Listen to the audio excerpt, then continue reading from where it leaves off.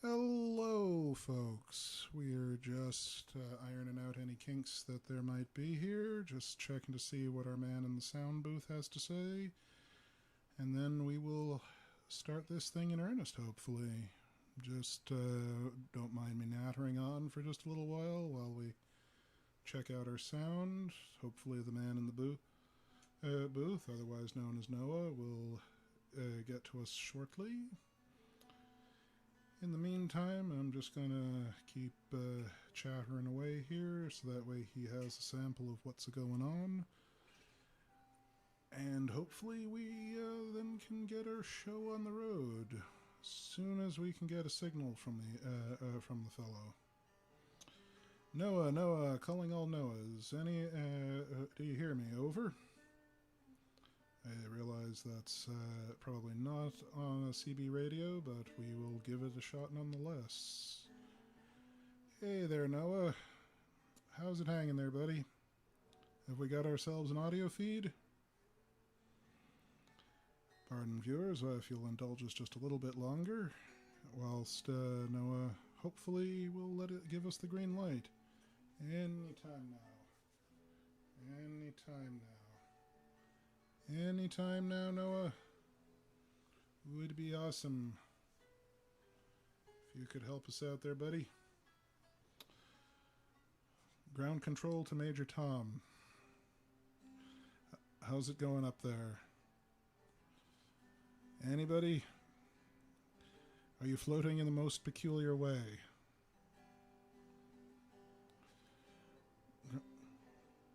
Ryan's a little soft. Harden yourself up there, Ryan.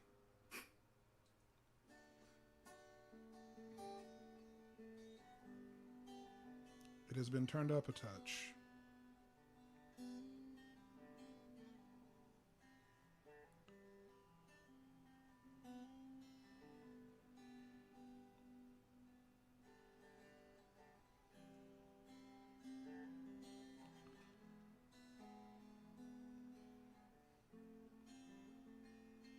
Anything, Noah?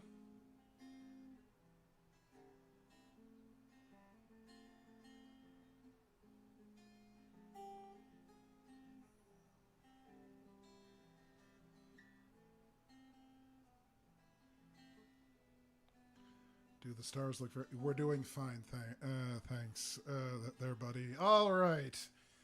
So, without further ado, hello and welcome, listeners, to Virus Free Radio, our triumphant return after a brief hiatus, where real life had to intervene for just a little while. But real life has been relegated to the doghouse for the time being. The door has been shut, and we are back to bring you more adventures from Callahan's Crosstime Saloon. With me, as always, is our lovely in-house minstrel, Ryan. Our VFR was back spearheaded last week by Noah's triumphant return, and I heartily... I'm sorry, I'm just getting some news from Noah. So we're both good. Okay. Anyway... So Noah spearheaded our return on his Twitch channel, where he plays basically an astronaut that tears apart ships while trying not to blow up. If that sounds like an interesting thing to you, because it sure was surprisingly entertaining for myself, I encourage you to keep an eye on our announcement feed on Facebook to find out when he'll be streaming next. As for the rest of us, well, with me as always is Ryan, and without further ado, well, maybe want to do actually, because I wouldn't mind a quick drink, because the days are getting warmer, folks. Then we shall dive right in. So, what is Callahan's having us today? Well, the first story on the docket by Spider Robinson is Mirror, Mirror, Off the Wall. I have mixed feelings about him. He was, of course, a criminal in the technical sense, but I never cared much for such. And he did have some of the finest booze I ever tasted, and was quite generous with it, which counts for a lot, even if it doesn't taste as good to him.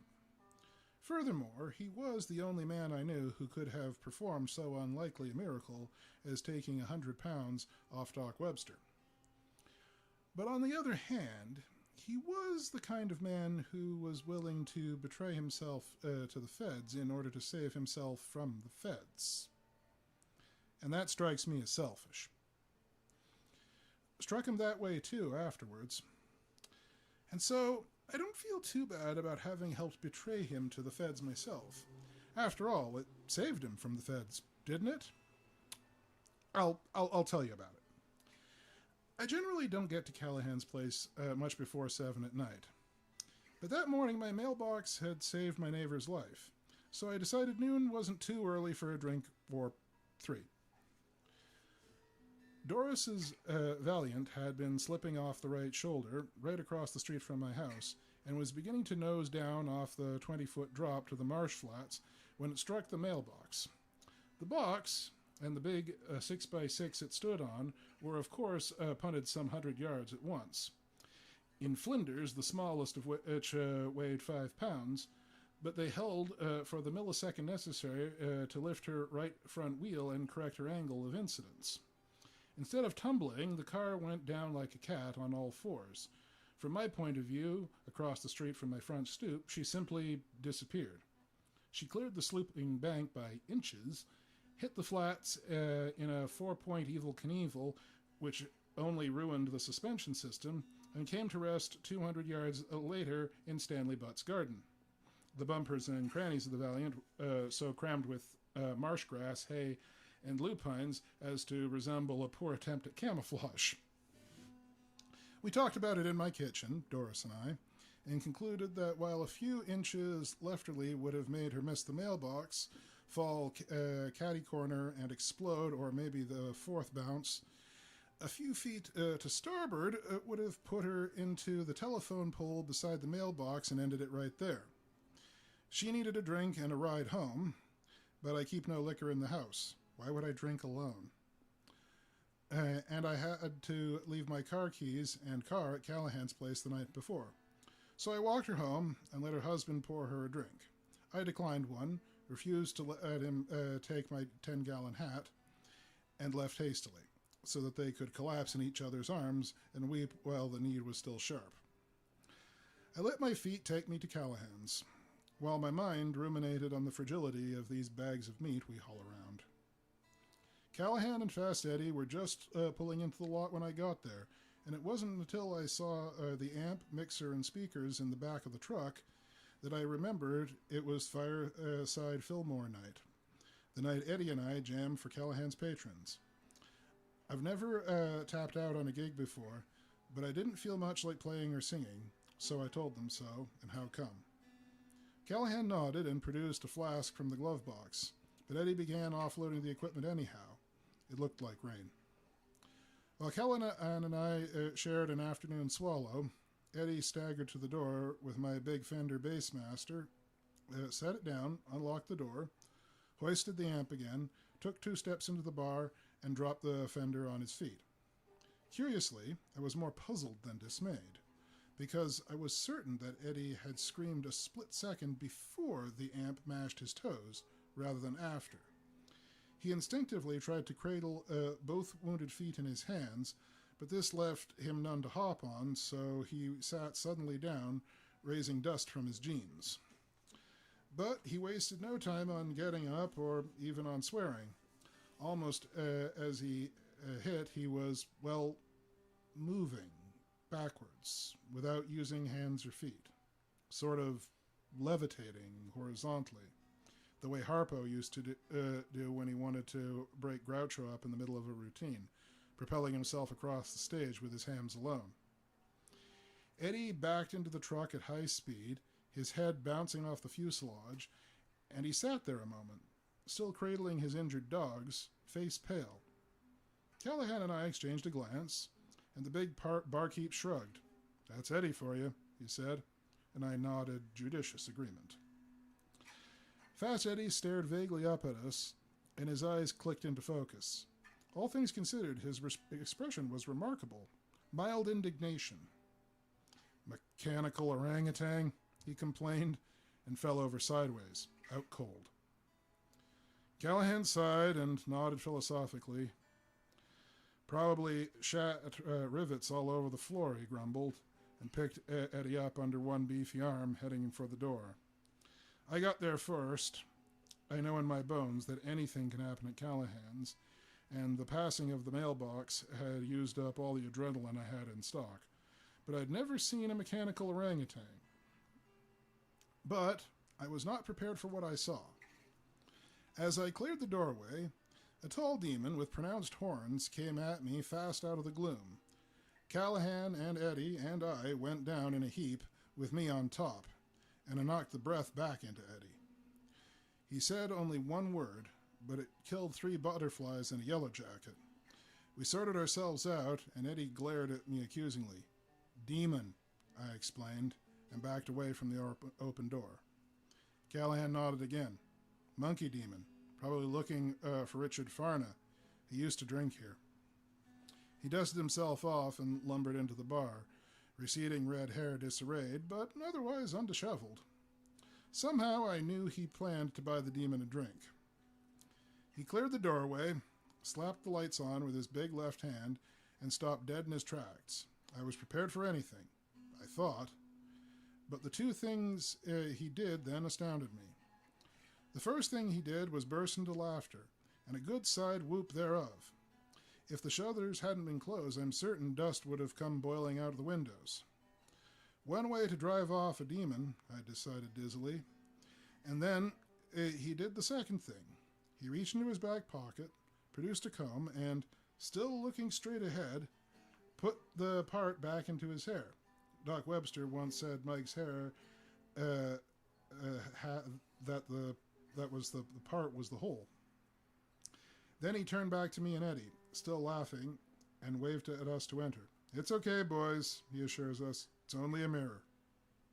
Only a mirror? At any other bar in the world, the word only might have been accurate. Barroom mirrors are traditional, but Callahan follows his own eccentric traditions. Where most bars have a mirror, he has a blank wall on which he scribbled 30 years' worth of one-liners, twisted graffiti, and pithy one-liners. They range from allegedly humorous, does a skinny ballerina wear a 1-1?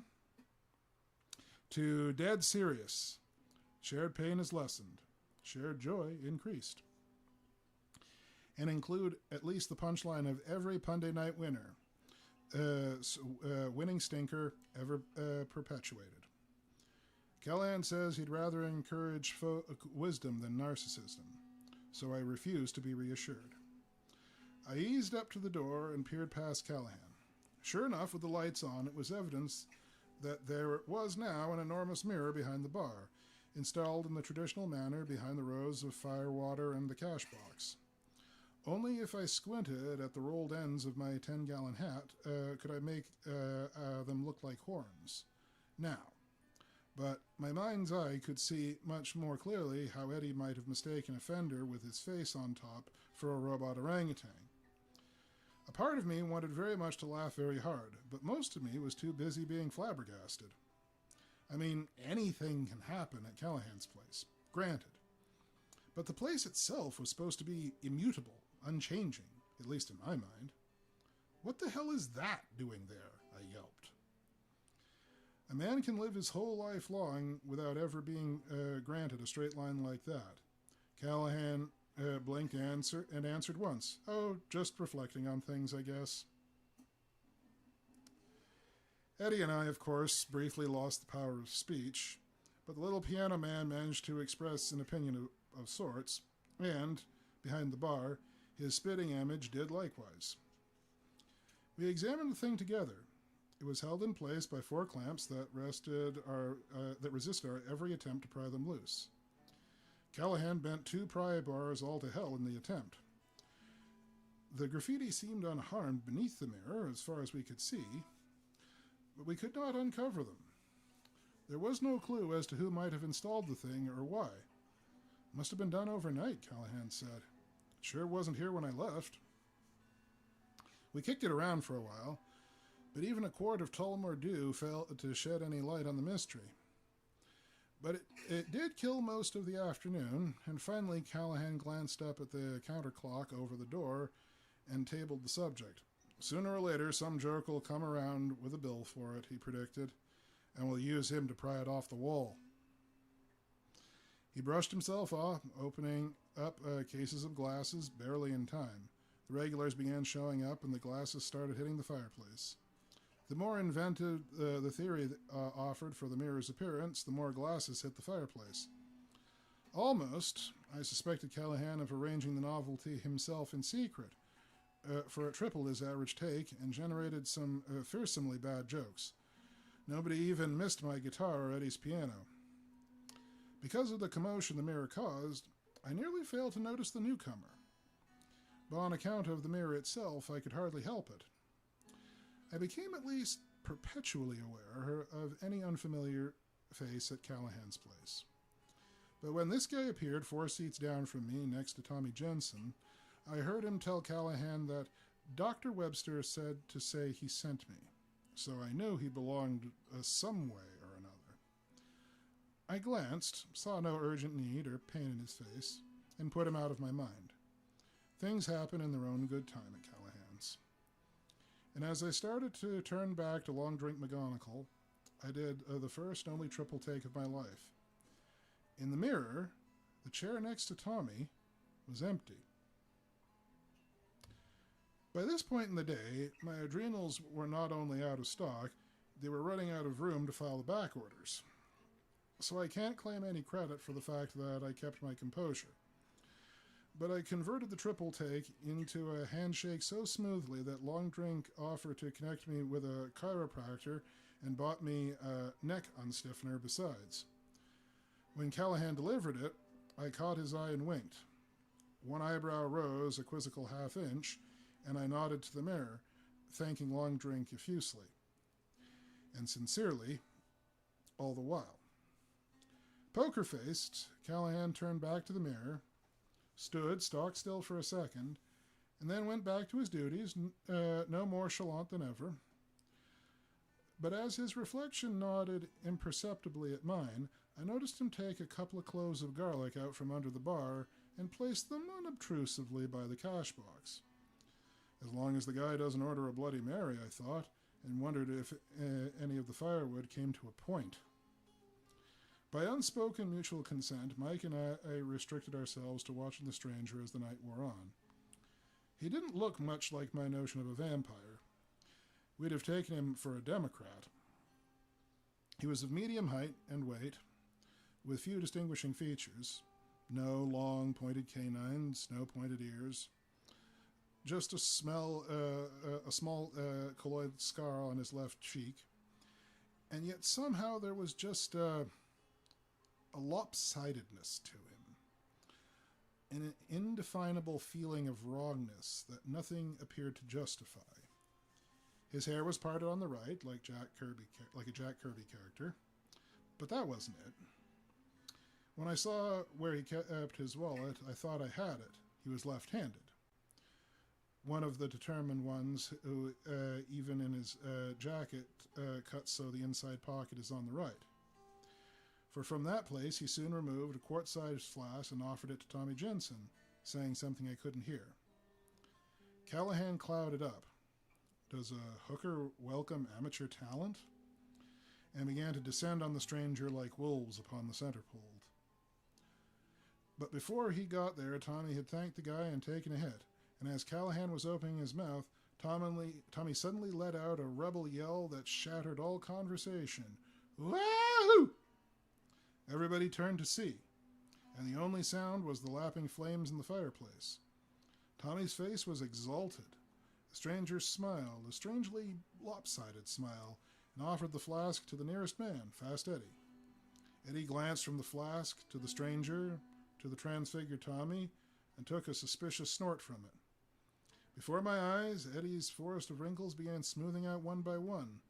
The face revealed was undeniably human. It smiled. Long Drink McGonagall could contain himself no longer. Snagging an empty glass, he shouldered past me, held it out to the stranger, who smiled benevolently and poured an inch of amber fluid. Drink raised it dubiously to his nostrils, which flared. At once he flung the stuff into his mouth. His eyes closed. Wax began to drip out of his ears. He screamed. Then he extended a tongue like the one an old cork boot and began to lick the bottom and sides of the glass. Callahan cleared his throat. The stranger nodded and held out the flask. Callahan held it like a live grenade and inspected Tommy, Eddie, and Long Drink. All three were still paralyzed, smiling oddly. He shrugged and drank. "Say," he said, "that tastes like Four-Eye Magnolia." A gasp went up. The stranger smiled again. "Exactly what I thought, the first time I had anything like it." "Where'd you get it?" Callahan inquired eagerly. "Liquor store." "What is it?" the barkeep burst out incredulously. "King Kong," the stranger said. "King Kong?" Callahan exclaimed. "What's that, Mike?" I asked. "I don't know it." "I only had it once," Callahan said, "years ago. It was gimme by some fellers who were camped out on Long Island Railroad Yard. One swallow convinced me not to go on the bum after all." He looked down at the flask he still had. "It is the backwards of this stuff. I assure you," said the stranger, that is King Kong. I bought it in a standard liquor store, transferred it to a flask, and brought it here straight away, unadulterated, just as it came out of the bottle. Nothing has been added or removed." "Impossible," Callahan said flatly. "Truth." "But this stuff tastes good." "In fact, good ain't even the word. I have never had one of the true Four-Eye, but a feller that had told me if I ever did, I'd know it, and this stuff fits that description." The stranger observed Callahan for a moment, then said, "The point is, I've got 4 quarts of this stuff out in the car, and I'm willing to trade 'em." "How much?" Tommy, Fast Eddie, and Long Drink chorused, showing their first signs of life. "Oh, not for money," the stranger demurred. "I'll swap even for 5 quarts of your worst whiskey." Huh? Huh? Huh?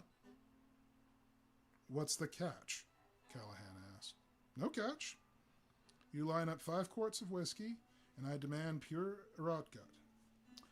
We'll match them with 5 quarts of my King Kong, precisely like this one," he added hastily.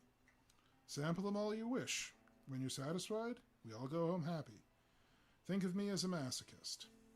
"It helps," Callahan admitted. "All right, bring on your sauce." The guy excused himself and headed for the parking lot, and an excited buzz went around the room. "What do you think, Mike?" "I think it's really the Four-Eye." "What was it like, Eddie?" The last named groped for adequate words. "Dat incestuous child is the best oral genital contracting booze I'll ever drink," Eddie said approximately. "I don't know from Four-Eye," Long Drink said reverently, "but it's for me." Tommy only eyed the flask. His face was wistful. The stranger returned with the additional 4 quarts and beheaded all 4 flasks. "Sample up," he urged, and a stampede nearly began. Callahan filled his great lungs and bellowed, and all motion ceased at once. "I'll sample the hooch," he said flatly. Amid a growing hush, he bent each flask and sniffed. Then he placed his tongue over the end of one, inverted it, and put it down again. "Yep." He repeated the procedure with the second. "Yep." The third. "Yep." The fourth. His face split in a huge grin. "Yes, sir." Pandemonium broke loose, a hubbub of chatter and speculation that sounded like a riot about to happen. The roar built like a cresting tsunami, and then was overridden by an enormous bellow from Callahan. "If we can have some order in here," he roared, "there'll be drinks on the house for as long as this stuff holds out." Sustained standing ovation. When it died down, the big Irishman turned to the stranger. "I don't believe I got your handle," he said. "Bob Trevor," is what I thought he said. "Bob," Callahan said.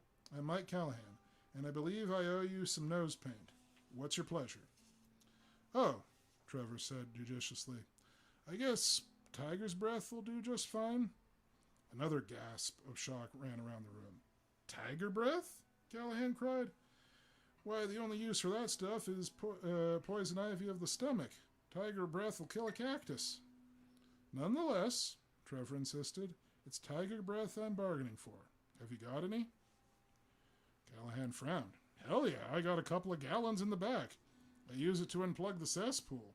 But that stuff's worse than King Kong's supposed to be." "Whip it out," the stranger said. Shaking his head, Callahan lumbered out from behind the bar and fetched a half keg from the back. Its only markings were 4X, a nice classical touch, I thought, and a skull and crossbones. People made way for him as he set it on the bar. "You're welcome to all of it." Trevor unstopped the bung. A clear 10 feet away, a fly intersected an imaginary circle drawing around the bunghole. The fly went down like a shot-up Stuka, raising a small cloud of sawdust from the floor when it hit. The nondescript stranger tilted the barrel, and the slosh sounded like a dangerous animal trying to get out. He poured a sip's worth into an empty glass. The drops that spilled ate smoking holes in the mahogany bar top. Tiger breath is industrial-strength whiskey. It tastes like rotten celery smells. It's perceptibly worse than King Kong. He sniffed the bouquet with obvious relish and puckered up. As the first load went past his nostrils, his face lit from within with a holy light, a warm glow like a gaslight jack-o'-lantern. His pupils opened to their widest aperture, and I saw his pulse quicken in his throat. His smile was a beatitude. "Done," he said. He and Callahan shook hands on it, and the rest of us marched as one to the bar and held out our glasses. Callahan returned to his post and began measuring out shots of Trevor's mystery mash, and not a word was spoken nor a muscle moved until 2 flasks were empty and the last glass full. Then Callahan's voice rang out, "To Bob Trevor! To Bob Trevor!" And we drank. At once, my eyes clicked into true focus for the first time in my life. My IQ rose 20 points, and my cheeks buzzed. A thin sheen of sweat broke out over every inch of my bodies. My powers clarified, and my perception sharpened. My pulse rate rose high and stabilized. The universe took on a crisp, brilliant presence, and none of these things was anything more than incidental to the taste. Oh God, the taste. There are no words. Rich is pitifully inadequate. Smoky is hopelessly ambiguous.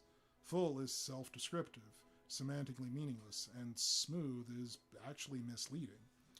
It felt to the tongue and to the taste buds like I imagine a velvet pillow must feel to the cheek. And it kicked like a rocket. It ennobled the mouth. It was the wonder booze. I gazed at my fellows and knew them at once in a new and subtle and infinitely compassionate way, and knew that they now knew me too.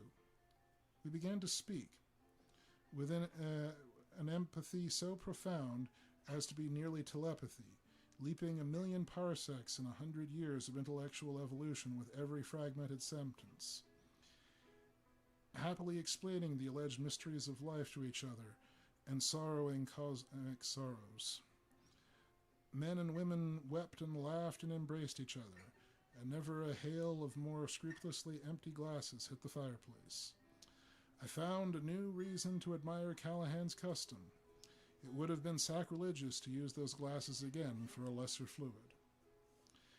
As the conversations gained depth and profundity, Long Drink and I stepped up to Trevor and smiled from our earlobes. "Brother," he said to Long Drink, "let us assist you." "Why, thank you," he said, smiling back. Drink and I picked up the half-keg between us and poured his glass full of tiger's breath. Trevor drank deep, and since we already had the keg in the air, it seemed foolish not to top off his glass. And then it seemed reasonable to line up some glasses for him and fill those so he wouldn't have to keep shouldering the keg. And in the end, we poured 6 glasses full to be on the safe side. And sure enough, he drank them all. So to be polite, Drink and I had Callahan pour us some more of his King Kong, although it was the sort of booze that left no need for a second snort. And we sipped while Trevor gulped, and it got pretty drunk out. I remember walking over to where the fly lay dead on the sawdust, dipping my finger into my glass and letting a drop of Wonder Booze fall on the fly. At once, he rose from the floor in a series of angry spirals, spraying sawdust, and I swear he shouldered me aside on his way out the door. The conversation got a little hard to follow then. I sort of remember Long Drink insisting that a close analysis of Stephanie Grappley's later music clearly proved that infinity is translucent. I vaguely recollect Callahan challenging us to name one single person he had ever met or heard that wasn't a jackass. I believe I recall Fast Eddie reasoned argument for the existence of leprechauns, but the next stretch of dialogue I retain in its entirety. Trevor. Who's that stepping on my fingers? Me. That's you. Oh, that's all right then. Beer for everybody on me. You ought to celebrate. Callahan nodded and began setting him up. Friendly place, Trevor went on. Helpful fellas. Hardly seem backwards at all. Nah, I agreed. Strange, yes. Backwards, no. Strange? Callahan began passing beers around and I snagged one. Sure, little green men, time travelers. Anything can happen at Callahan's joint. But not backwards. This guy here now. I pointed at Long Drink. This Long Drink of beer here, did you know that sometimes at midnight he turns into a driveway? The punchline, of course, was that Drink works as a night watchman 2 nights a week and turns into the driveway of the KDC Chemicals at midnight on the dot. But I never delivered. Mused Trevor. Like to see that. What time is it? And Long Drink and I, not thinking a thing of it, gestured with our beers to the counter clock. The clock has always seemed to suit Callahan's place perfectly. I don't know where Mike got it, but I've only seen one other like it. In the New York apartment of a lovely lady named Mishi Satsko.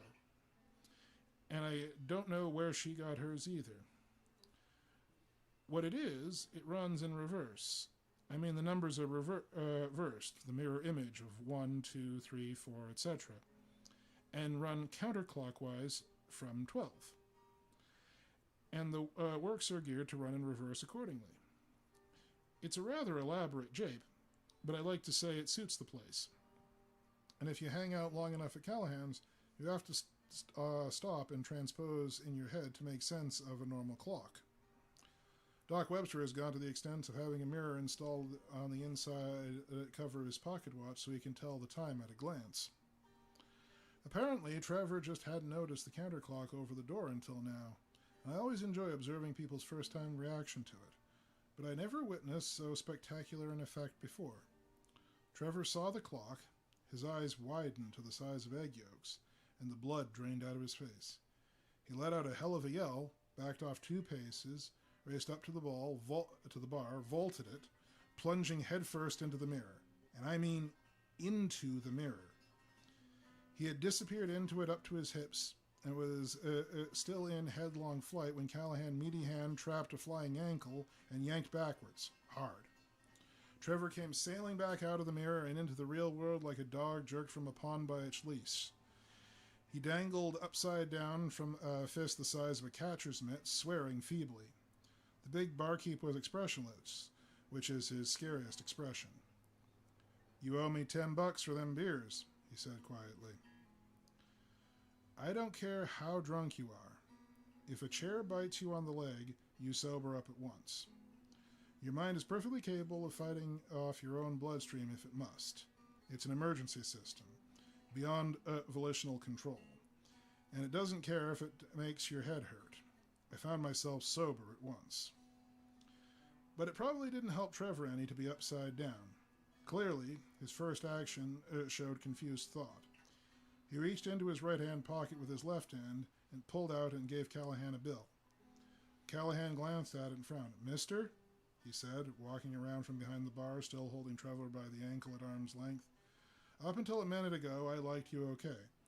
But a man who'll try to stiff me twice running might try it a third time, and I can't be bothered." With no change in tone or rhythm of his speech, he began during the last sentence to swing Trevor around by the ankle in a wide vertical circle paralleling the floor. Fast Eddie, divining the boss's intent with supersonic uptake, which he earned from his name, sprang forward and opened the front door. Centrifugal force prevented Trevor from getting enough air into his lungs to shout, but I noticed something fluttering from his left hand and read it the way you read a label on a spinning record. "Hold it, Mike," I called out. "He's got a sawbuck the sawbuck he owes you. If it ain't like the last one, he'll only bounce the once," Callahan promised. But he slowed the swing, grabbed Trevor's collar with his other fist, and set the hapless stranger down on the floor feet first. Trevor spun 3 times and collapsed into a chair. "I don't understand at all," he said dizzily. "Which side am I on?" "The flip side, apparently," I said, "if you really tried to cheat Callahan." "But the mirror, that clock. I was halfway through the mirror. It must be a bridge." He shut up and looked confused. I looked at Callahan. "The mirror must be a bridge, because of the clock." He nodded. Mechanical orangutan. Then I saw the first bill Trevor offered Callahan, laying forgotten on the floor. It was a mirror image $10 bill. It actually began to make a twisted kind of sense. I turned back to Trevor and pointed a finger at him. "I only thought you said Trevor," I said wonderingly. "It was Trebor, wasn't it? Robert Trebor?" Trebor nodded. "There's a mirror dimension," I went on, "one identical to our own, but mirror reversed. And you invented a dimensional bridge." He looked at it from all sides and gave up in confusion. "Yes," he admitted. "It can only be initiated in my continuum because the molecules of the activating substance have different properties when they're reversed. But if the first bill I gave you looks backwards to you, then I must be in the other dimension, where a bridge can't be activated. But I did get halfway through the mirror instead of breaking it. And there's that clock. I just don't understand this at all." "The clock?" Long Drink spoke up. "Why, that's just... ouch! Just one of many mysteries we have to consider." I finished smoothly, smiling at Long Drink and rocking back off his toes again. "So perhaps you'll just better tell us the whole thing." Trebor looked around at us suspiciously. "You'll blow the whistle," he accused. Callahan drew himself up to his full height, a considerable altitude. "If I understand this," he rumbled, "you ain't tried to cheat me after all, so I owe you an apology. But as soon as you didn't insult my friends." It's a traditional moment at Callahan's, familiar to all of us by now. The newcomer examines us, decides whether to trust us or not. Some take their time. Some make a snap decision to open up. Nobody ever pressures them, one way or the other. Most of them cop. I had to admire Trebor at that moment. His mind must have been racing at 1,000,000 miles an hour, just like mine. But he brought it under control long enough to give his full attention to evaluating us one by one. Finally, as most do, he nodded. "I guess I've got to tell somebody. And even if you wanted to cross me up, there ain't a sober witness in the lot of you." "Okay." We all settled into our listening attitudes, and Callahan passed around fresh beers to them as needed.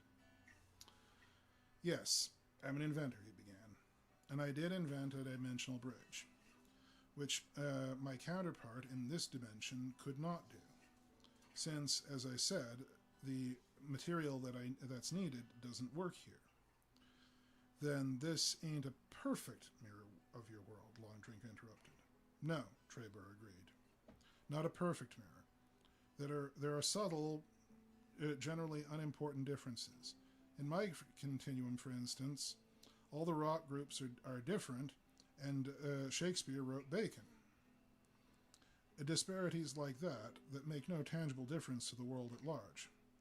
But they're essentially similar, like identical, quote-unquote, twins. It's only because of their vast congruities that the two continua lie close enough together for a bridge to be feasible at all. Then you're like a time traveler into the past, I pointed out, at least in the sense. If you change this world in any significant way, you'll never be able to return to your own. Precisely what I'm afraid of, Trebor agreed. Which is why this bridge mirror of yours disturbs me so much. Because I didn't build it, which means someone else did. Which means the chances of some accident making the two continua diverge have just effectively doubled. At least, I ought to get home at once. But I can't. Because his bridge couldn't be activated from this side. Surely he must have planned for such a contingency. I always buy a round-trip ticket. Unless I'm rushed. What about your counterpart? I asked, breaking his train of thought. The Robert Trebor of this world, I mean. Oh, I swapped places with him, Trebor said absently. Where is he now? In jail, I should expect... I don't know. I don't get this, Callahan growled, but I don't think I like it. I was still enough under the influence of the Wonder Booze to be capable of positively Sherlockian flights of deduction. I think I get it, Mike. Trebor here invents a dimension bridge to our world, right? What does he do? Collect samples of our reversed artifacts as proof of where he's been. Then, when he gets home, he gets cagey and decides to keep his mouth shut. That makes sense. If too many people hear about the bridge, it becomes useless. But he makes a fatal error. Through some mix-up, just like the one he pulled here tonight, he spends some of our money over there. This puts the feds onto him, and he finds it necessary to change neighborhoods in a hurry. So he steps through the bridge to our world again, somehow suckers his mirror twin into trading places with him, and burns his bridge behind him. He probably has a second bridge hidden somewhere, set to activate itself whenever the heat has died down. All he has to do is wait. His twin takes a fall on a bad paper wrap, and he walks away clean. Pretty slick. There was a pistol in Trebor's hand. I noted absently that the safety was on the wrong side, and it was off. Very astute, he said quietly. Listen, Trebor, I called, don't be a jerk. Right now you're wanted by the cops in one dimension only. In this one, your biggest problem is the bar full of guys that think you stink. Don't blow it. I spoke with great haste, but my mind was racing even faster. You have a point, he allowed. As long as no one is foolish enough to get in my way, I believe I'll take my tiger breath and toddle off. He picked up the half-keg in his right arm and started edging towards the door. The deductions were coming like clusters of grape shot now. I glanced up at the mirror and saw confirmed all speculation. Trebor had a reflection in the mirror now, and the image looked straight at me with pleading eyes. Hold on, buddy, I barked. Least you can do is tell us why you went through all this. He stopped, about 3 feet out of position. I wanted him right on the chalk line from which one addresses the fireplace. I don't expect you'll believe me at this point, but I sincerely want to improve both worlds, he said. How? By swapping your booze for ours? That's one small way, he agreed. Alcohol is a symmetrical molecule, so either one gets you loaded. Its congenitors, the asymmetrical esters which produce the taste and the impact, that make one world's mead another world's poison. He paused and giggled. To my annoyance, so did I. But there are infinite possibilities. That's what I've been doing for the last week, walking around your world, thinking of all the splendid possibilities. Once it's safe to use my auxiliary bridge, I could, well, figure it out by yourself. I suppose I swapped our smog for yours, molecule by molecule, in bulk. The reversed ozone wouldn't be an irritant anymore. Brilliant, I said sarcastically. It'll still block the sunlight and foul our lungs, but it wouldn't be irritating enough to remind us to clean up the source anymore. Remove the nuisance value and leave the menace intact. That's a great idea, Traber. I was frantically trying to catch Callahan's eye without alerting Trebor, and at last I succeeded. I motioned imperceptibly towards the mirror, and Callahan casually turned to it. The mirror image of Trebor gesticulated at him, and I prayed that Mike would dope it out in time. Excuse me. Just like Doris's Valiant in my mailbox. The only thing that could help Trebor now was an unexpected collision.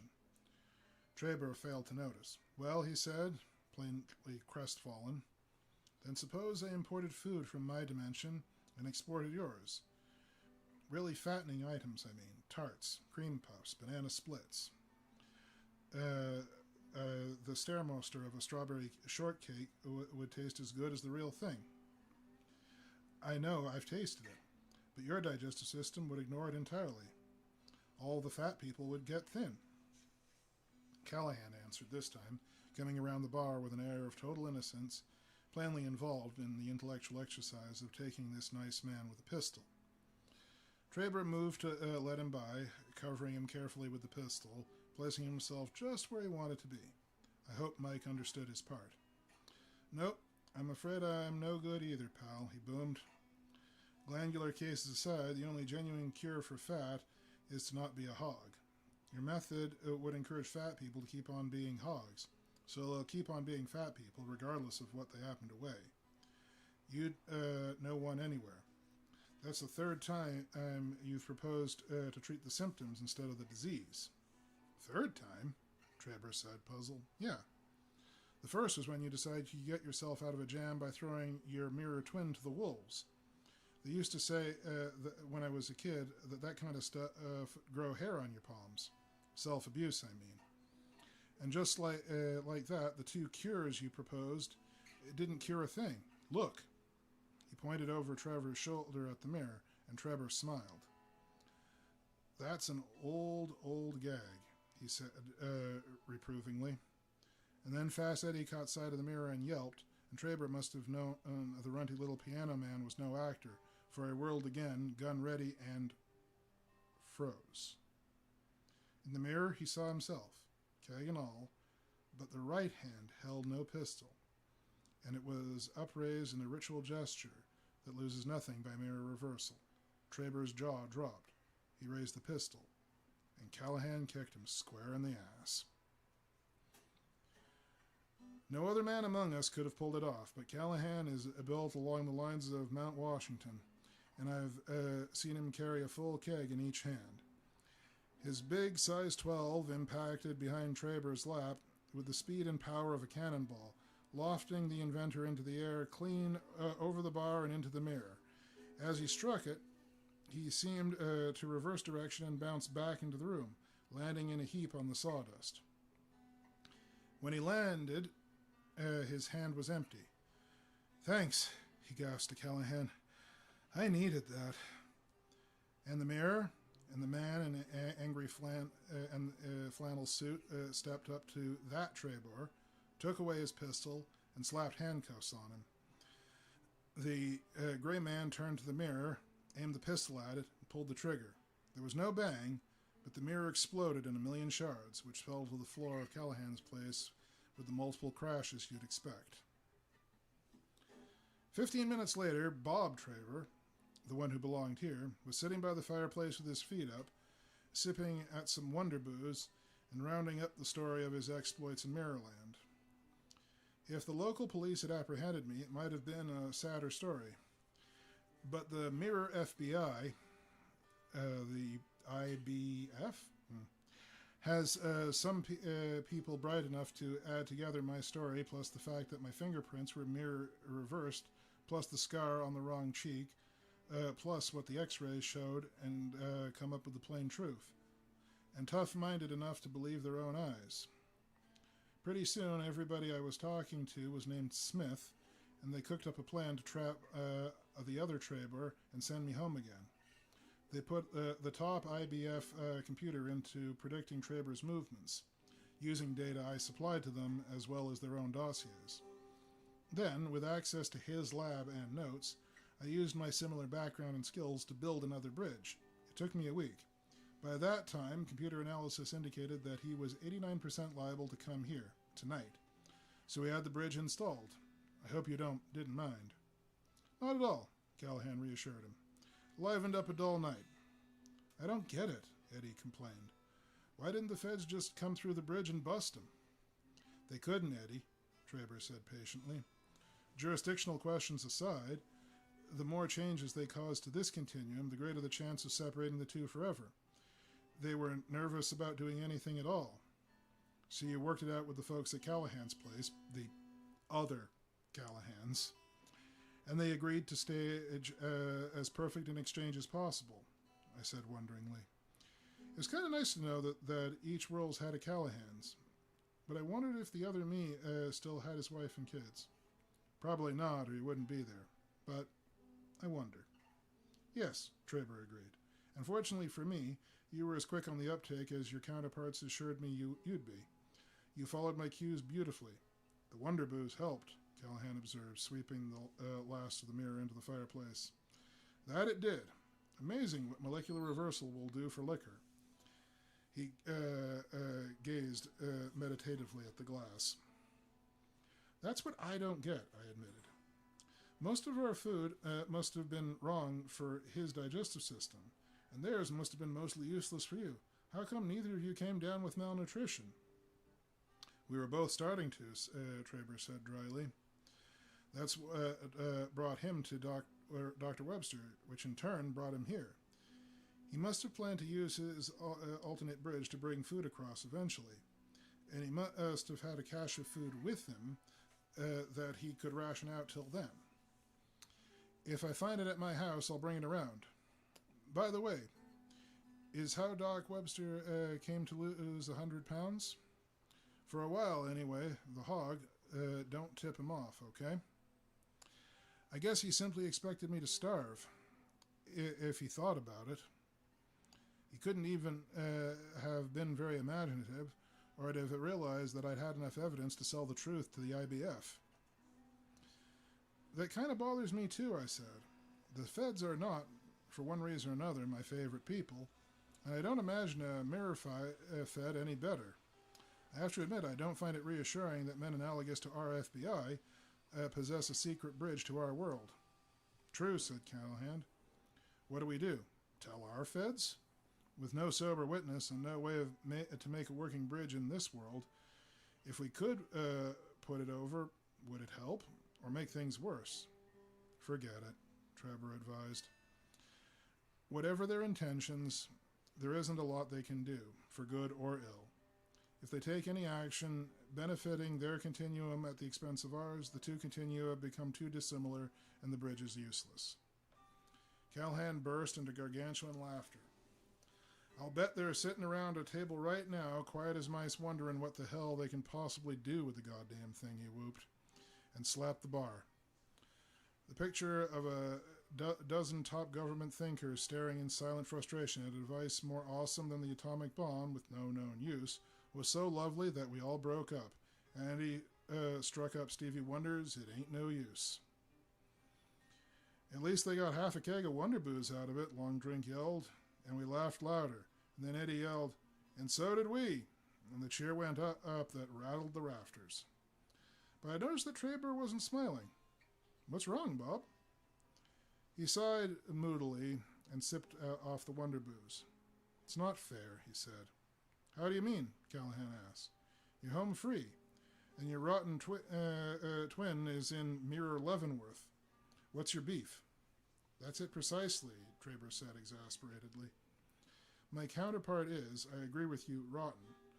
I knew him only for the half hour it took him to Shanghai me into stepping through his damn bridge, but in retrospect, I don't believe I've ever met a more classic sociopath. I, on the other hand, like to think of myself as, well, as one of the good guys, and I believe I've conducted myself honorably throughout this affair. I even took a kick in the pants that I'm not certain I deserved. That's why I think it's unfair. He emptied his glass and tossed it into the fire inside again.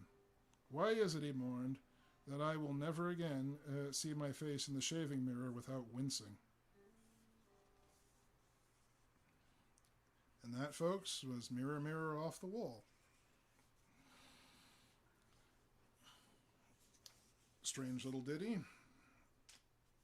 but certainly not strange to good old Callahan's. I don't know about you, Minstrel, but I could use a drink.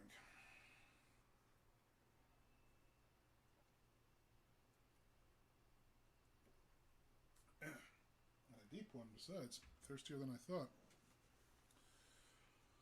Begging your pardon, folks. How about it, Minstrel? You still feeling like one more saw?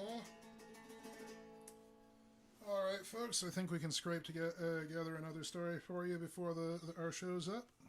So let's see what we got here.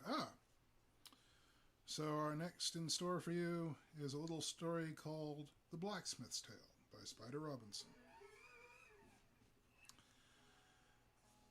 Once, I bought a watch whose battery was rated for 1 year. The next time I gave it a thought was when it failed, 4 years later. Something familiar cannot be odd until it stops. Similarly, there is no set opening time at Callahan's place. Once I came by at 3 in the afternoon to talk to Callahan about something, and found that the place had been open for over an hour. Another time I arrived at 7 p.m. and Mike was just opening the door. But somehow, for the better part of a decade, it never struck me that the place was always open when I arrived, until the night it wasn't. Nearly 9 o'clock of a warm, wet summer's evening, and the door was shut tight. Only dim light came through the windows, nothing like the cheery warm glow the place has when it's open, and the only thing in the parking lot, besides my own car, was a big beat-up van I didn't recognize. The rain complicated things. I don't mind rain a lot, and I like it when it's warm, as it was that night. But it had been coming down hard for the last 15 minutes, and so the note posted on the door was only partially legible. I could translate imperiously lost for renovations and due pensat. But the time at which the due would pen was 3 hours, all rounded at the top. Perhaps 9 o'clock, perhaps 9:20 or 9:30, perhaps it read 8:30, and the job, whatever it was running overtime. Worse, there was a big long blur after the time. It might have said 9 o'clock sharp, but it could have just easily been 3 o'clock Friday. When that watch battery I mentioned earlier finally failed, I buried it in my backyard, respectful of its magnificent achievement. But that was after reflection. My first reaction was acute annoyance. I thought my watch had failed me. So it was now. I could think of several ways to kill some time, but how much time? Meanwhile, I was getting soaked. So I did what I don't think I would have done under other circumstances. I opened the door and walked in. I knew it wouldn't be locked, because there was no lock on that door. In the dozen years I've been coming to Callahan's, there have been 4 attempted after-hours burglaries that I know of. None of them used the front door. None bothered to try. Callahan dealt with them simultaneously. One is now a regular customer, and never mind which one. Another, a hard guy type, got 2 broken elbows. But I should have knocked first and waited for Mike to open the door or holler, "Come in," and gone away if he didn't. Which he wouldn't have. When I had closed the door behind me, there was no sign of him. But I failed to notice, once I wiped my glasses dry, I was too busy being thunderstruck. Do you remember that time I told you about once when I walked into Callahan's to find a mirror behind the bar, where no mirror had been before? And it disoriented me so much that I mistook my reflection for an approaching demon with horns that were really the brim of my Stetson hat. This was like that. Something as familiar as Callahan's place is not supposed to change. The watch battery is supposed to last forever. I may have actually twitched and squeaked. I don't know. The light was as bad as it had been that other time with the mirror. And so once again, my brain, trying to resolve unexpected data into a pattern, made a first approximation that vaguely matched something in its files and served me up a trial hallucination. For a predator such as man, a wrong guess can be preferable to a slow one. What I thought I saw, off to my left a few yards away, was a giant ebony snake, scales shimmering in the semi-darkness. Maybe 3 feet in diameter, coiled around a tree. Tree and snake appeared to extend up through the ceiling without rupturing it. I blinked, and it wasn't a snake. It was an immense DNA double helix clinging to a barber pole, pulsating dully with life. So I blinked again. First, the predator brain searches the file of dangerous things. If that doesn't work, it tries non-dangerous living things. Only then does it calm down and search all other files. 2 seconds, tops. It was a spiral staircase to the roof. Cushla McCree, I said softly. What had made it seem to be a double helix was the heavy railing which paralleled the stairs. The scales were the spaces between the railing supports. The apparent shimmering and or pulsing was because one of the very few lights in the room, a small fluorescent behind the bar, was flickering rapidly. I said, prophetically enough, that I would be dipped in shit, but I relaxed, and I was beginning to understand. Mike Callahan lets his customer take their drink to the roof if the weather's agreeable. There's a dumbwaiter to carry cash down and drinks up, but until now the only access for humans and most other customers had been a vertical ladder and hatch. Some of the regulars had trouble getting up the ladder due to age or infirmity. So certain others could get up just fine, but found that the added ballast of 4 or 5 drinks seriously disrupted their balance on the way down. Something about the center of gravity shifting, Doc Webster said. Just a few days before, Shorty Stentis had broken an ankle, and here was Callahan's response. "Hey, Mike," I called out and got no answer. The curtain behind the bar was closed. I had gall enough to enter Callahan's bar uninvited, but not his living space. I called his name once more and wandered over to inspect the new staircase. It was a cast iron joy to behold. I am totally ignorant about such things, but I could tell it was old and beautiful and very well designed. You could not fall down that staircase. You couldn't even bark your shin. It was so well installed, it looked like it had been there for years, except for the odd bits of welding spatter on the sawdust on the floor. It fit right in with the atmosphere of Callahan's place. Ornamented, rather than starkly functional. Subtly and ingeniously worked in ways I was not competent to appreciate, even if the light had been adequate. It would have looked out of place in a cellar jazz joint or a monastery. Might have done time in both. I invited one to climb it. It invited one to climb it. So I did. The footing was secure, the risers precisely the right height, the treads precisely the right depth. It had to be a modular assembly. A single giant staircase, even if it had happened to fit through the front door, would have required trucks, cranes, dollies, rollers, block and tackle, and much time. Whereas an assembly job this size could conceivably have been installed in a single day or two by 3 big skilled men. But it was so cunningly assembled that it was hard to be sure. This had to have cost Callahan a bundle. I wound my way around up until I stood in a sort of hut with the door opening onto the roof. I thought about rainwater spilling down into the bar below, but when I experimentally opened the door crack, there was no flood. I pushed it open, and ever-present sound of rain went from a bass rumble to a treble hiss. It seemed to be easing up. The rain did not spill indoors, because the floor of the hut was slightly higher than the roof. But you did not have to remember to step down. There was a short ramp. I know a little more about carpentry than I do about ironwork, but I know good design when I fail to trip over it. I figured that Mike Callahan would hire the best man available to do surgery on his place. The door closed quickly, Some unseen dampening mechanism kept it from slamming. In the rain, it made no sound at all. I walked around the hut once, admiring it, then walked around it again, admiring the countryside. I'm sure you know the strange special magic of high places. Have you ever been on one at night in the warm rain? To be sure, Callahan's roof was a wonderful place from which to view the world in nearly any weather. The land falls away sharply to the north and east, and incredibly for Long Island, even for Suffolk County, it's largely undeveloped. Raw trees as far as you can make out. To the south and west, beyond the parking lot, runs Route 25A, sparsely lined with garishly lit sucker lamps. Fairly heavy traffic, but Callahan does not get a lot of transient trade.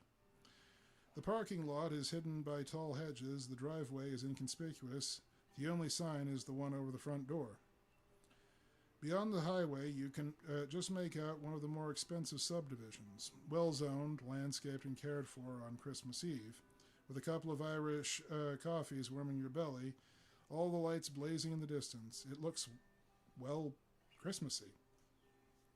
Tonight, the roof was as warm as flat rock on which many large somethings were peeing from a great height. The highway looked glorious. People who wear glasses are lucky. They have stars on rainy nights. But my clothes were getting wetter. I considered ducking back inside, but like I say, I like warm rain. I particularly like to be naked in warm rain, and don't get a lot of opportunities. Mike wouldn't mind, and anyone else I would see drive up. So I stripped, and looked about for the driest place to stash my clothes. The dumbwaiter seemed to be the best bet. I could wedge its door open with something to keep it up here at roof level. I padded barefoot towards its tall housing, and discovered that it had already been so wedged, with a chisel. Inside was a pile of clothing, big man's clothes, faded jeans, denim shirt, boots, sized to fit only one man I knew. That solved the mystery of Callahan's whereabouts. He must be a secret naked in the rain nut, too. He was going to jump a foot in the air when I came around the dumbwaiter. This would be good for laughs, and it might cost him a couple of drinks to keep the story to himself. It was just possible that my fellow nudist was not Callahan, in which case I was properly dressed to meet him. Onward. I should have lifted up the jeans. The underwear might have warned me. I piled my clothes on top of the others, walked around the dumbwaiter, and became one with myself.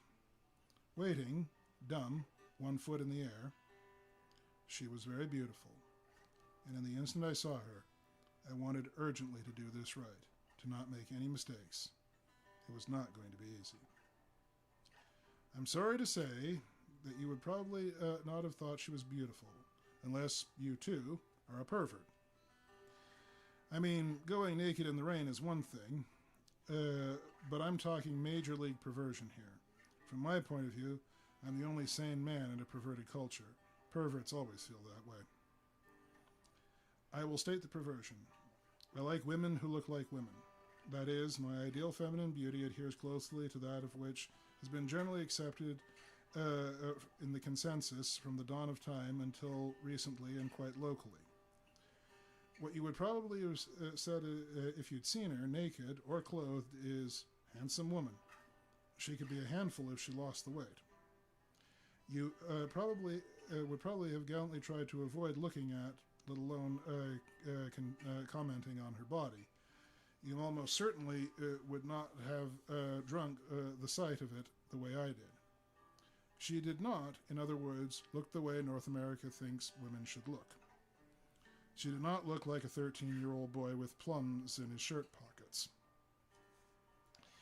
Those were her clothes in the dumbwaiter, and I do not even mean that she was a Jane Mansfield, Laurie Anderson type, with one of those big bodies that seem packed tight, compressed snugly by invisible plastic, firm as a weightlifter's shoulder. She had big, glorious, saggy tits, and what are sometimes affectionately called love handles. That is, the people who use the term sometimes mean it affectionately, and a round belly and thighs that would jiggle when she walked. She looked, in short, much like half the mature women in this culture. She would have opened the nose of the most heterosexual males who ever live. You know, a whale, a hippo, I'm telling you, Morty, this broad was 200 pounds if she was friggin' an ounce. No shit.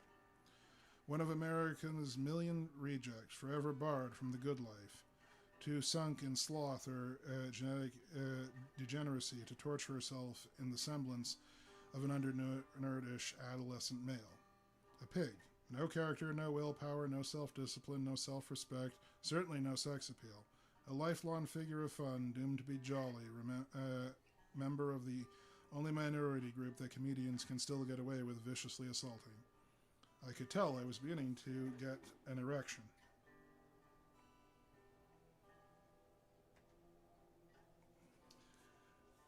So I used the second I had left to steady her face. A socially difficult moment was imminent, and I wanted it to go well. So I needed to know as much about her as possible, immediately.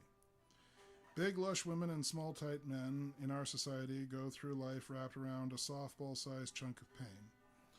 It breaks some of them and makes others magnificent. She was magnificent.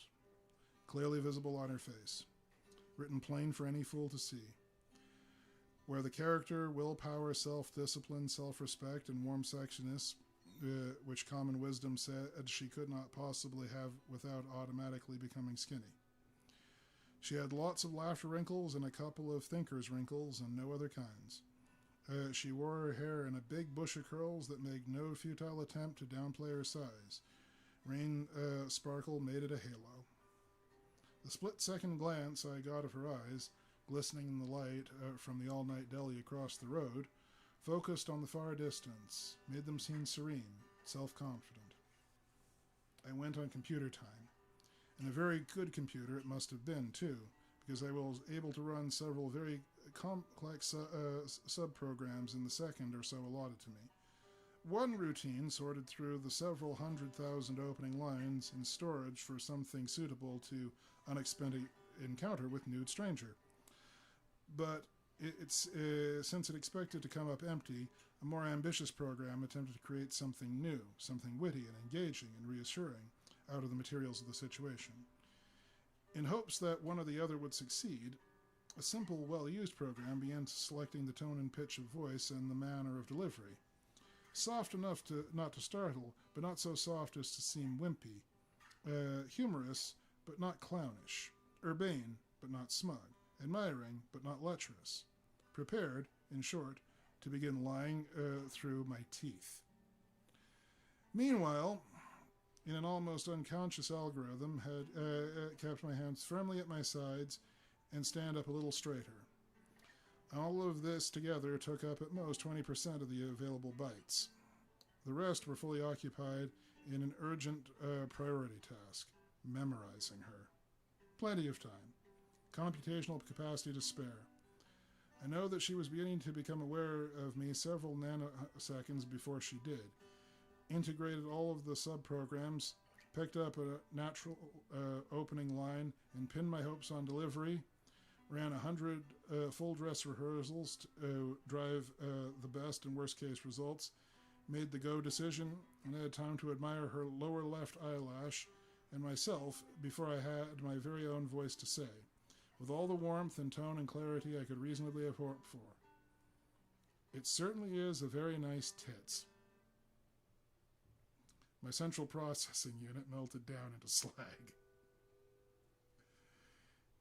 It took her 10 years to turn and look at me, and no thought of any kind took place inside my skull. Horror fused every circuit.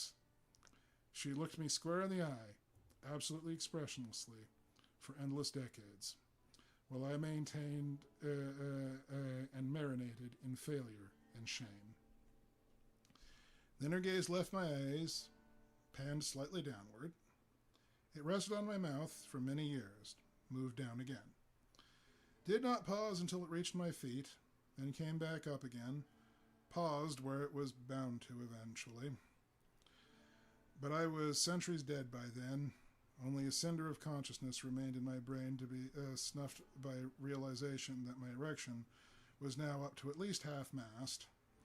And so by the time her gaze got back up to my eyes, I don't see how she could possibly have been growing there from the slightest light of intelligence.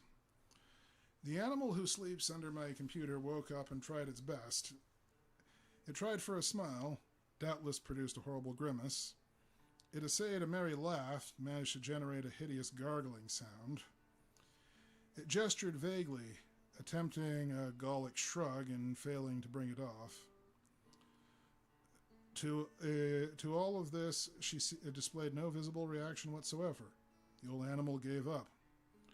The first plan I formed was to jump off the roof, but the problem with that was that it could only be done once and might not hurt enough long enough. So I stepped closer to the dumbwaiter housing and began battering my head against it as to soften my skull up for the grand finale. I liked the way it felt, and it began to get a rhythm going. Then, only then, did she burst into a magnificent bellow of laughter, a great trombone hoot of shocked merriment, and big as she was up and holding me away from the dumbwaiter before I could deliver another blow.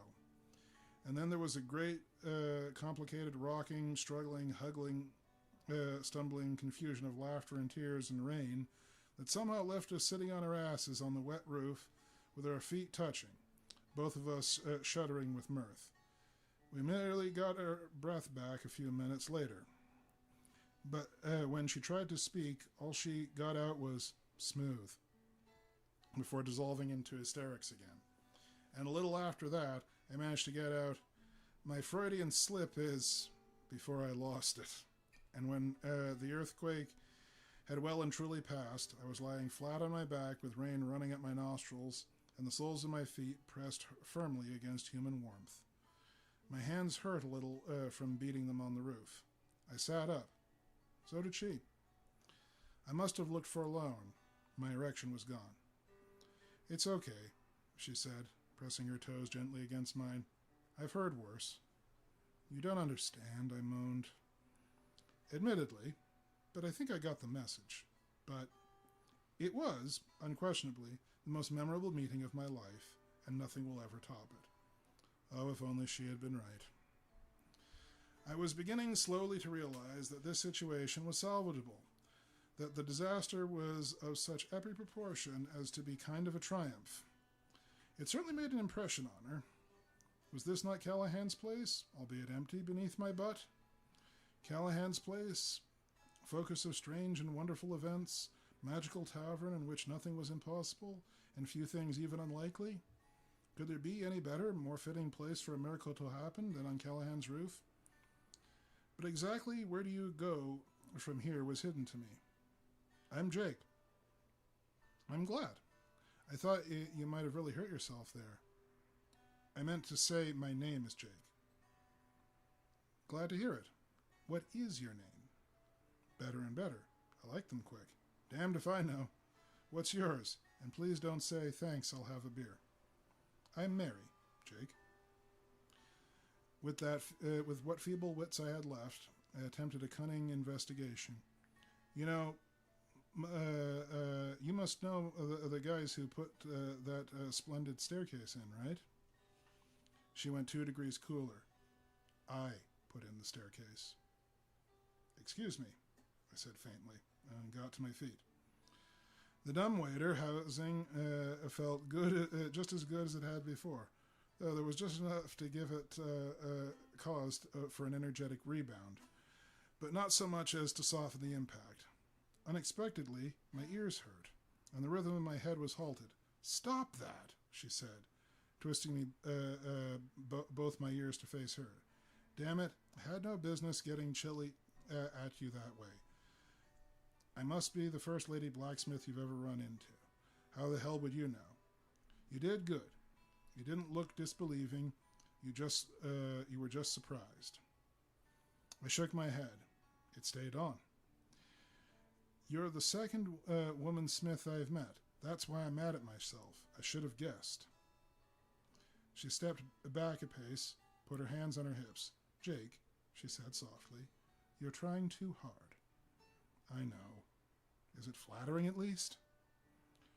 Her laugh was a good hearty bray. "Yes, by damn. And not entirely ineffective. I can't wait to find out what you're like when you're normal." I felt my breathing begin to slow and my shoulders begin to relax. "I've always wondered myself, but at my worst I should have known that you put in that staircase." "Why?" "Because you look like the person who did it. Everything it takes to do a job that good, you've got. I could see that before you knew I was here, so I should have figured it out." She dimpled. "There, you see? You finally got a compliment out straight. You're getting better." "Where did it come from?" "It spent its early years in the library of a wealthy bishop. For the last 30 years, it was in the best whorehouse in Brooklyn, but the place closed down a few months back. I was stricken." "Lady Sally's is closed?" She nodded sadly. "Too much cut-rate competition, changing fashions. Nowadays, they all seem to want sleaze, and a place like Sally's is out of style." "My God, I know that staircase. Do you mean to tell me that Lady Sally McGee's staircase is here in Callahan's bar?" I began to smile through my sorrow. "Oh, God, Sally," I said to the weeping heavens. "I'm sorry they closed you down. The world is a darker place.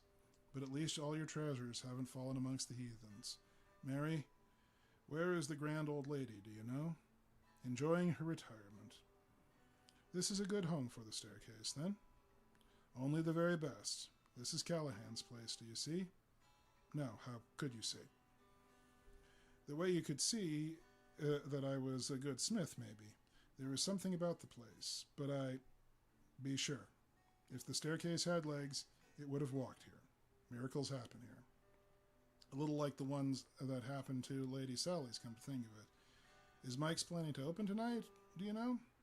"About half an hour from now," he said. "Then you'll see you'll like the gang. They're the best family I've ever had. Did Mike tell you about the house rules?" "House rules?" "Every drink in the house costs $50. Mike accepts nothing but singles. On your way out, you collect whatever change you have coming to you from the cigar box full of quarters at the end of the bar, unless you've been visiting the fireplace." "Hold it. The drinks are $50? "Yeah, why?" "These days, a beer in most bars costs more than $1. "Really? I don't go to any other bars." "And nobody rips off the quarters. Much watch the box like a hawk." "Nope, nobody watches the box. That's some of what I mean about Callahan's place." She shook her head gently. "Go on. Something about visiting the fireplace?" "If you feel the urge to, or need to, you step up to the chalk line and face the fireplace. You have to make a toast aloud, and everyone shuts up while you do. Then you deep six your glass into the fireplace. It costs you your change for that drink, but it can really take a load off your shoulders sometimes." "My," she said softly. "People tend to come here when they're in need of help. Not always, but pretty often. They get it, most times. We help each other. These days it's getting hard to find a bar where the bartender will even pretend to listen to your troubles anymore. At Callahan's place, everybody will listen to your problems. Respectfully. Carefully. You can't imagine the stories that get told here sometimes. Sounds like a depressing place to get drunk." I grinned. "You'll see. Everyone else must have come by earlier and seen the sign down on the front door before it got rained on. They'll be here soon. A merry crew, one and all. I give you fair warning. They're all paranomasiacs." Her eyes widened in horror. "Oh no, not punsters." But it's all right. Tonight isn't pun day. Pun day, the night on which the worst punster gets his or her tab refunded." She staggered. "That was close. Too close. No. Tonight is Tall Tales night. And I tell you, it takes a lot to qualify as a tall tale in Callahan's. We've had a real talking dog, for instance, and a whole slew of time travelers, 2 aliens. Say, there's one of them now. I wish. Hi, Finn." She turned and saw him, and stood very still. Well, how could I have prepared her? Callahan's place is like that. You have to sink or swim. It was her turn. Mickey Finn had been decelerating sharply when I first caught sight of him. He came in the last 100 yards like a seagull and landed with much more grace. Rain declined to fall on him, one reason I'd spotted him in the darkness. And when he was standing beside us in the rain, the rain ignored us too. "Hello, Jake, my friend," he politely began to undress. "Not necessary, Mikey. Real good to see you, man. It's been too long. Allow me to present Mary. Mary, this is my friend, Mikey Finn." Mary was transfixed. That surprised me. This woman had not been visibly fazed by encountering a naked stranger of the opposite sex, while herself naked in a remote place. I had expected her to take Finn more or less in stride. I will admit that, considered dispassionately, a naked man is less startling than a flying man, particularly a flying man who stands 6'11" and a half, has a magnificent craggy face and eyes like oxyacetylene blowtorches, and repels moisture. But I was the naked man in question, and I found myself mildly irritated. Still, if Mary was having difficulty rising to this social challenge, the gallant thing to do was help. Finn was visibly wondering if he should offer his hand, so I offered him mine.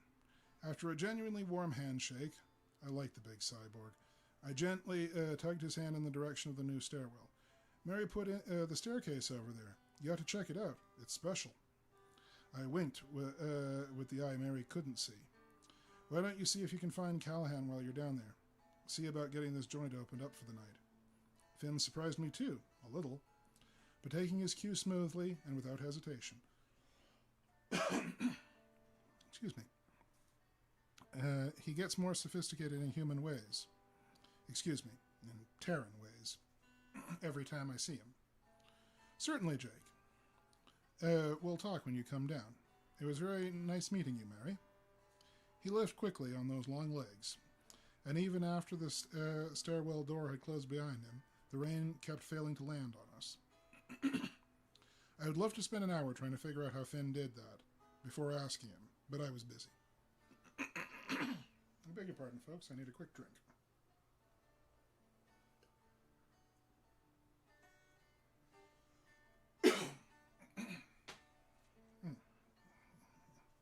Mary's was still standing exactly where Finn had first landed, pivoted slightly to her left, looking even further left, smack through the spot where Finn had been. She hadn't moved a muscle. I cleared my throat. "Aliens? Okay," she said in a clear, calm voice, still not moving. "But I don't believe you've had a talking dog." I took it as a sign of recovery. "We didn't either at first. Fella came in trying to cage drinks with the old talking dog routine. Of course, we figured out it was a ventriloquism scam, and so it was.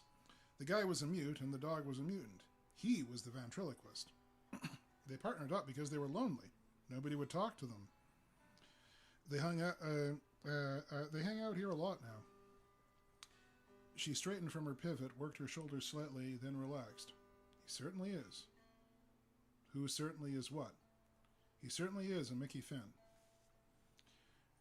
She still wasn't entirely back in the world, but the part that was out of this world. Now she was rain-proof, droplets hung all over her body like facets on a precious stone, some standing still, some, like my gaze, trying to migrate downward. I wrestled my gaze up as high as I could manage and thought of something that might reach her. "Those certainly are a very nice night." It worked. It took her a second to get it, and then she laughed, about 4-6. "Jake," she said, "you've got a nice looking evening yourself. I think I'm going to like this bar. Do you suppose this gnome rain gimmick would work on our clothes if we took them out and put them on, or is it necessary to dress before going downstairs?" "Not necessary, though, but clothes are customarily worn. We don't ask how Finn's technology works. The only way to find out is to try." Sure enough, the rain avoided our clothing, too. "Of course," I said. "They'll get wet when we put them," and then stopped. I wasn't wet anymore. Neither was she. Our hair was dry, and I hadn't felt a breeze. My own clothes, which had been damp when I left them, were dry, and stayed that way. Fascinating, she murmured, sounding for all the world like Mr. Spock. I nodded. Finn's great to have around in the winter. I tossed her clothes to her, and she caught the stack. I began dressing myself. Do you think it's silly that after having spent considerable time naked together, we averted our eyes as we dressed? I'm sure we both thought so, but we did it. I liked her just as well dressed. That is to say, dressed. She made me want to see her undressed again, as soon as possible. I wish the light was better. I could faintly hear sounds below us, distant thuds and voices, one of them unmistakably Callahan's. Doc Webster's Studebaker pulled into the parking lot, followed by Long Drink McGonagall's truck, and away down off 25A I could hear Fast Eddie's hideous mobile approaching. Callahan's place was getting ready for a late opening. She gestured vaguely at the weepy heavens above, and I couldn't help wondering how the raindrops knew not to fall in the path of her moving arm, and said, Finn's from, well, out there, isn't he? Yep, way out. How long has he been here? A little over 10 years now, I make it. And he spent the whole time hanging out in bars. What the hell is his mission? The extermination of human life. Damn it, Jake, that's not funny. Don't panic, he defected. A long time ago, a couple of weeks after he arrived. His first night at Callahan's place. She visibly relaxed. Her face had a funny expression. I see. Say no more, by all means. I think you've certainly covered all the high points of the story. So I told her about Finn, about the night he came to Callahan's and acquired his name, just in the nick of time. I told her about the night he took on Adolf Hitler out in the parking lot, and how big the resulting crater was until he fixed it. I told her about his successive careers as a farmer, a fisherman, a forest fire watcher, and a lighthouse keeper. And by then I got the idea I was talking entirely too much about Finn and decided to try to smooth a segue to some more rewarding topic. But enough about Finn. Let's talk about me. I am, in no particular order, a singer, a songwriter, a guitar player, a nice person, and in no particular order. I play here some nights with Fast Eddie the piano player, and we're very good. I have many of my original teeth, and no ex-wives or children living, and I find you the most devastatingly attractive woman I've met in the last decade. I would very much like to know you better. Are your intentions honorable? Certainly. I want to sleep with you, repeatedly, if possible. My intentions went further than that, actually, but some instinct told me to keep my mouth shut. Well, I'm not especially sleepy at the moment, but would you like to fuck? Yes, sudden thought. I'm fertile. I'm covered. You're certainly about to be.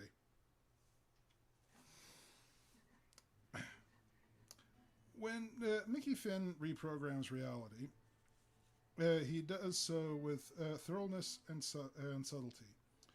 The heap of clothes we made stayed dry, but now we could feel the warm rain on our bodies, except that nothing could make it run up our noses even if they were upturned. I didn't notice until after. I was preoccupied.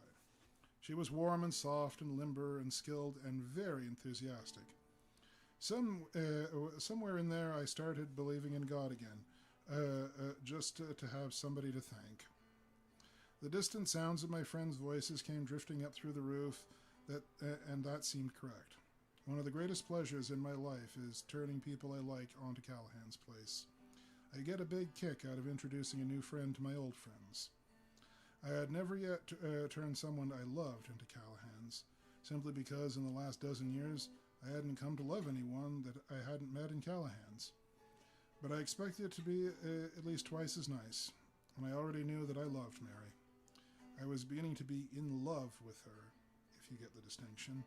The first time I'd been in love since I killed my family, and the prospect of introducing a lover to Mike and the gang sounded heavenly. Just a sliver of thought, this, that resonated every time the faint sound of a familiar laugh reached me. A warm certainty that there could be no finer place to fall in love, and to make love for the first time than where I was. God, she was a sweet, pillowy armful.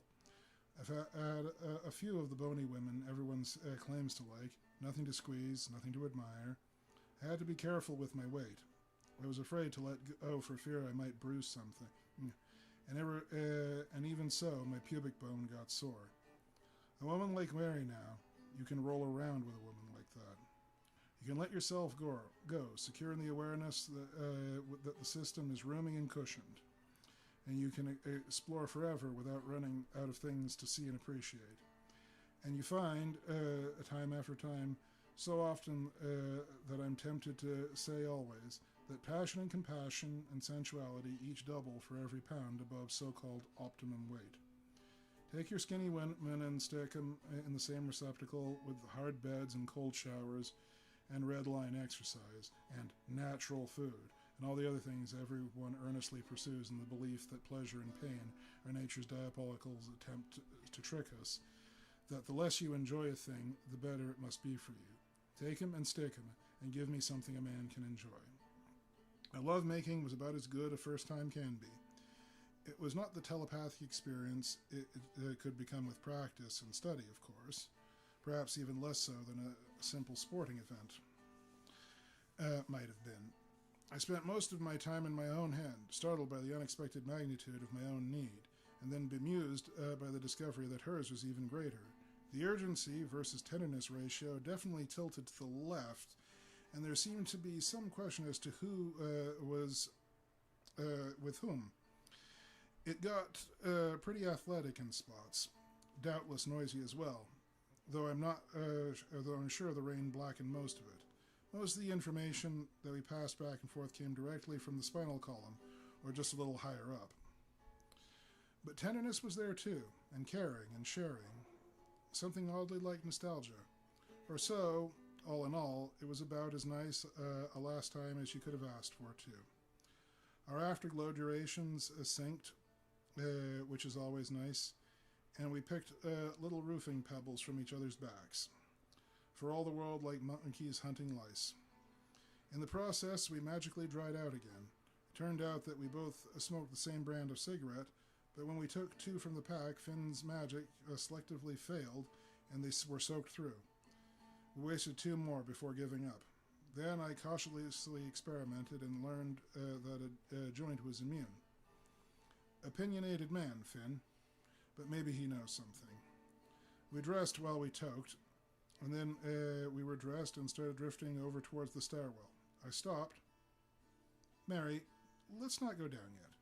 Once we do, it'll be wall-to-wall introductions and smiles and drinks and toast. I want you to meet my friends, but I haven't a chance to get to know you yet. As the old joke goes, it's been the equivalent of a formal introduction. I know what you mean. I don't know where you live or where you grew up or what you do with your life or how many husbands you have. Hell, I don't know your last name. I don't know yours. My point exactly. The inmates downstairs, lovable and extraordinary though they might be, will keep... Let's talk. Let's talk later. You know we will. Right now I want to go where the lights are on. Yes, but I want to check the staircase over one more time too. It's perfectly all right. I want to hear people admiring it. You don't. I want a drink. I bow to superior intelligence. Warm light and happy noise and the smell of good suds came flooding out the open door as we descended the stairs.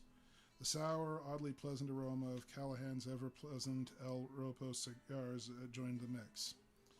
Under the laughter and talk, Fast Eddie was playing Mac Rebernack stuff, and occasionally one patron or another would scat along with him. Noah Gonzalez was working on a gag he'd picked up from Alfie, juggling full shot glasses, and by God, he finally had it down cold. A small cheering section had gathered while they clapped. Noah started sipping from the shots as they passed his face.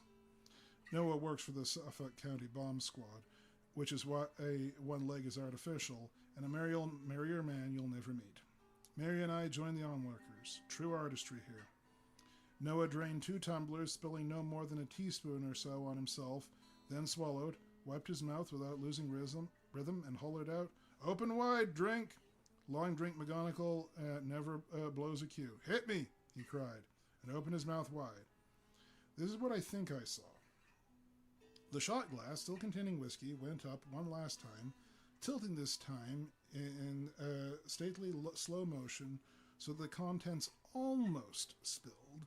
Then it came down, and Noah caught it, stopped it cold with 3 fingers. The contents departed on high trajectory. Noah flung it back into the stream of traffic so that it made up for lost time. We held our collective breath, and Long Drink whipped his head 2 inches to the left, and the flying booze impacted squarely against the back of his throat. A roar went up, and Noah laughed so hard he lost all 3 glasses. And perhaps most magnificent of all, Long Drink did not lose so much as a drop of the stuff. So rarely in my life are we privileged to be present at such a moment. When I was 10, my family spent a summer vacation pup tenting around New Hampshire, and inevitably we took the Cog Railway up Mount Washington, a journey itself worth remembering. But what I'll never forget, was as long as I live, is standing at the look-off railing with the family, admiring the view while trying to keep from being blown over the edge by the fierce mountaintop wind, and the truly beautiful thing that happened then. Dad's hat blew off before he could even try to save it, and sailed over the indescribable gulf, bound for the state of Maine with every chance of making it. He'd been a little grumpy earlier that day, and he'd regained a good spirits by force of will only a short time earlier. The rest of us made small cries of dismay as we watched his hat recede. So did several bystanders. But Dad was heroically determined to keep his good mood. He forced a smile and even essayed a joke. "Don't worry," he called above the wind. "There'll be another one along in a minute." He put up his hand as if to pluck a hat from the sky, and a hat flew into his hand. This, you may say, and I will agree, is a wonderful thing, a marvelous thing. But the beautiful thing, the thing that came back to me again and again during my stormy adolescent battles with Dad and kept me from ever really hating him, is what he did then. He caught the hat, smoothly and without the slightest hesitation, placed it on his head, poker-faced. Even the fact that it was a perfect fit did not faze him. "You see," he said, held a deadpan all the way through the ensuing ovation. I've always loved and admired my dad, but in 2 or 3 seconds, he became immortal. Some moments are golden, is what I'm saying, and what Noah just pulled off was one of those. Somebody playing above himself. He made me feel awed and happy and grateful. Callahan's place had done me proud, serving up some magic for me just as I brought Mary in the door to meet it. After the inevitable storm of glasses had shattered in the fireplace, I joined the throng of people who wanted to buy Noah and Long Drink a drink. We were all disappointed as Callahan had caught the act and announced that the boys' tab was covered for the night. But I was mildly annoyed to notice that Mary, too, had offered the pair a drink from a flask. She had insisted on coming down here, putting off our getting to know each other than in the biblical sense, I mean.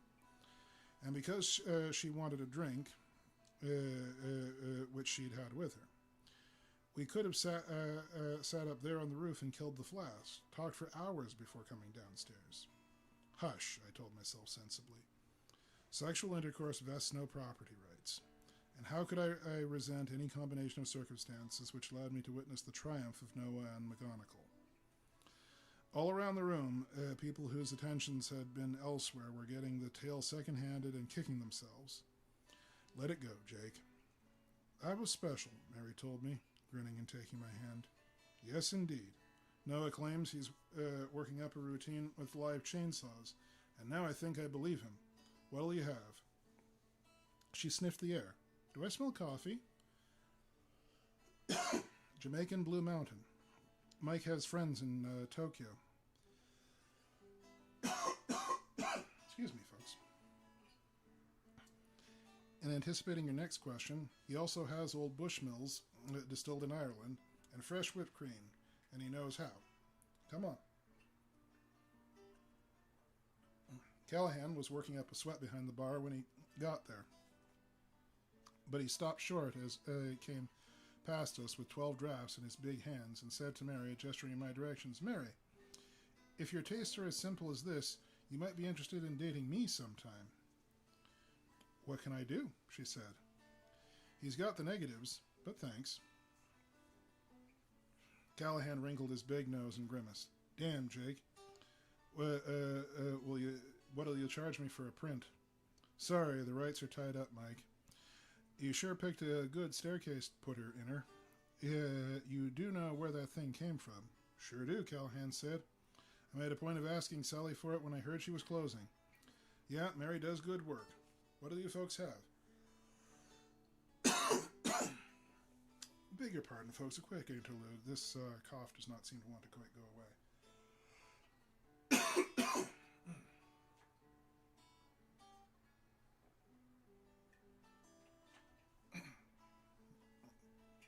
Okay. Where were we? God's blessing on both of you, Mike, I told him. He nodded and went off with his dozen overdue beers. Mary was smiling broadly. I like this place, Jake. I already knew you had good taste. Pun intended. Ouch. You did warn me. Around here we don't even wait for straight lines. Well, she said, absolutely poker-faced, the shortest distance between two puns is a straight line.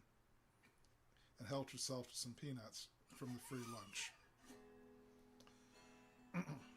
I felt like I had, at the time, I was coming on just a little to a stranger about what a hot guitarist I was, and discovered too late that I was talking to Mr. Amos Garrett. Remember the demonic guitar break-in in Maria Mulder's Midnight at the Oasis?